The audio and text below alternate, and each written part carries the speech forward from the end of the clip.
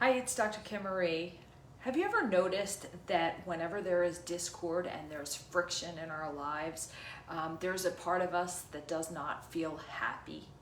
And so there was a study that was sent to me this morning that I thought was so interesting and so pertinent in life is what is the thing that is completely necessary to sustain happiness.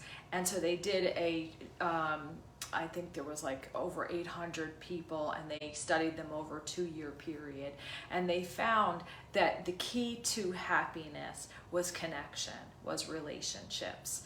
And I agree with that. I think that no matter how much of a loner we think we are or we have become, I think connection is the thing that makes us come alive, that makes us feel fueled and makes us feel full. So it's important that we are surrounding ourselves in reciprocal relationships, that it's a give and take, that both sets of needs are being met, and to be sure that your needs are being met somewhere. Not every relationship is 50-50. Not every relationship is the same exact amount of give and take. For instance, a mother and a child versus two best friends. And it's funny because I have some friends that are really more of the support, and they listen, and they're those people. And then I have other situations where I'm more of the support, and then there are some that are just about equally balanced.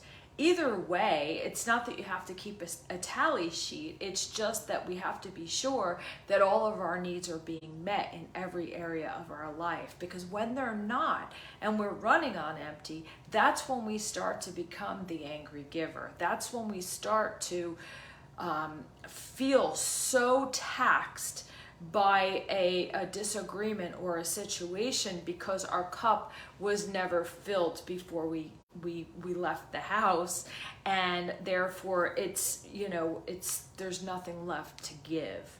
So it feels so much worse, and that's when we can amplify any situation, and how we can end up in self-sabotage and end up doing things that ultimately hurt us. Because when that inner child, that essence of who we are, is not being fed, we're not having the connection, we're not having the depth, we're not having the lightness, the laughter, the fun, the playfulness.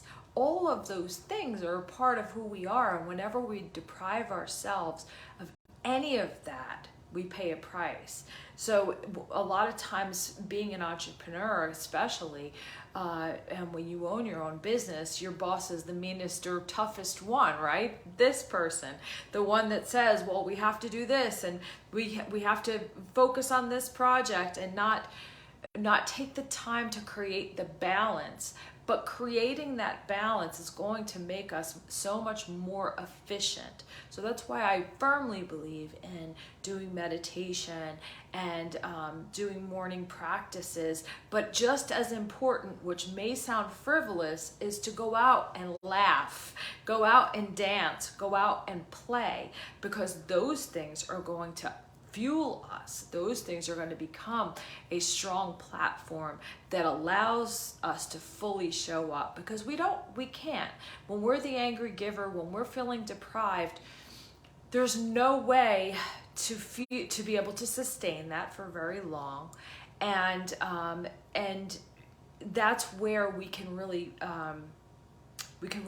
blow up a situation, or misunderstand it, or it can get distorted, right? Things get distorted when we are not fully sustained, right? So imagine not eating, right? If we didn't eat for a long period of time, we might get dizzy, we might start to hallucinate, right?